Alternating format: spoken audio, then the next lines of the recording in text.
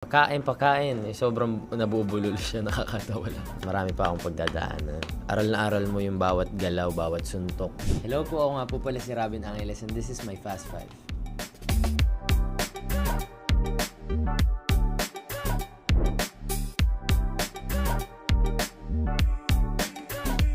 Pinaka-challenging shoot na eksena, siguro lahat ng fight scenes. Pero pinaka-challenging na fight scene para sa akin, yung sa King's Ground, yung kaming dalawa ni Kiefer, kasi talagang aral na aral mo yung bawat galaw, bawat suntok na ano, yan siguro.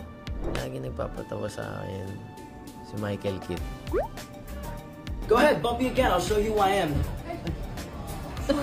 Si Michael Kidd kasi wala lang, nakakatawa lang siya palagi pag syempre English speaking siya, lumaki siya sa US.